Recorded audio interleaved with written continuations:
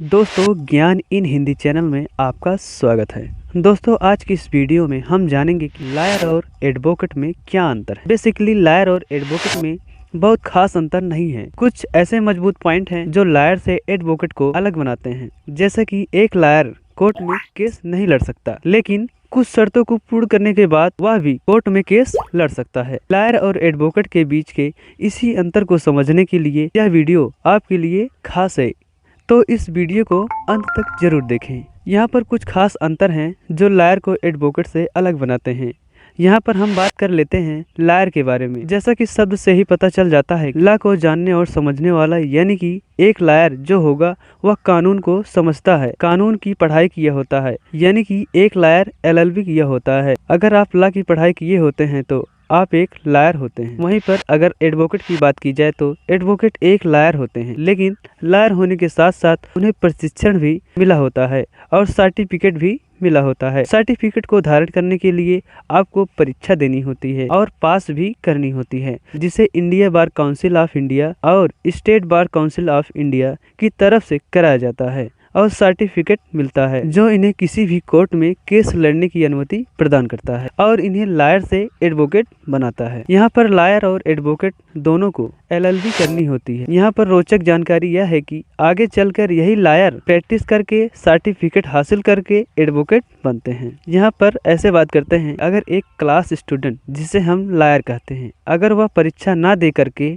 सिर्फ लायर ही रहे तो क्या कर सकता है। यहाँ पर मैं आपको बता दूं कि क्योंकि आपने लॉ की परीक्षा दी है, आप लॉ से ग्रेजुएट हैं, तो आप किसी को भी, किसी संस्था को, किसी व्यक्ति को, किसी कंपनी को आप लीगल एडवाइस दे सकते हैं, यानी कि आप उन्हें सलाह दे सकते हैं। आमतौर पर इन्हीं लायर को ही बैरिस्टर और अटर्नी भी कहा जाता है, जो कि ज्यादातर लोग नहीं जानते। क्या आप जानते हैं कि बैरिस्टर किसे कहा जाता है? अगर हाँ तो कमेंट में अपनी राय जरूर बताएं। यहाँ पर एडवोकेट के बारे में थोड़ा और आपको बताते हैं। जैसा कि आपने बार काउंसिल की परीक्षा दे दी है और आपको सर्टिफिकेट मिल गया है, तो सर्टिफिकेट मिल जाने के बाद आप किसी का भी कोर्ट में केस लड़ सकते हैं, यानी कि किसी भी पक्ष का एडवोकेट बन सकते हैं। जैसा कि आपको पता होगा, यहाँ पर जब आप किसी पक्ष के एडवोकेट बनते हैं तो आपको वकालतनामा साइन करना होता है।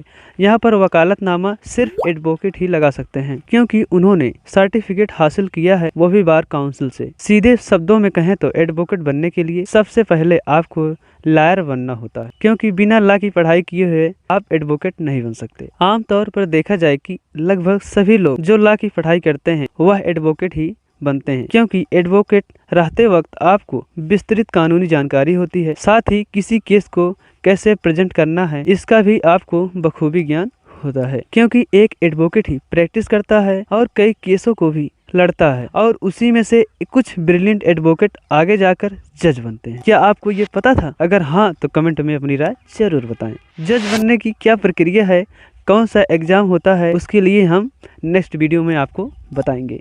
यहाँ पर कुछ खास अंतर और है, जो है फीस के अंतर। जहाँ पर लायर आपसे कम फीस वसूलते हैं, वहीं पर एडवोकेट आपसे ज्यादा फीस वसूल सकते हैं, क्योंकि एडवोकेट के कुछ अतिरिक्त शक्तियाँ हैं, साथ ही उन्होंने प्रैक्टिस भी किया हुआ है और उनके पास एक्सपीरियंस भी है, क्योंकि उन्होंने भी पढ़ाई की हुई है कानून की, लेकिन फील्ड में उन्होंने वर्क नहीं किया होता है। इसलिए उनका जो फीस होता है वह कम होता है, क्योंकि वह आपको लीगल एडवाइस, कागजी कार्यवाही कर रहे हैं, तो आपसे फीस तो लेंगे ही, लेकिन जो फीस होगी वह थोड़ी कम होगी एडवोकेट के मुकाबले। फिलहाल के लिए आज की इस वीडियो में बस इतना ही। आपको वीडियो कैसा लगा कमेंट में जरूर बताएं। क्या आपको यह जानकारी पता थी? अगर हाँ तो बहुत अच्छी बात है, अगर नहीं पता तो इसे अपने तक ही सीमित न रखें, अपने दोस्तों के साथ शेयर करें। वीडियो को पूरा देखने के लिए आपका बहुत बहुत धन्यवाद।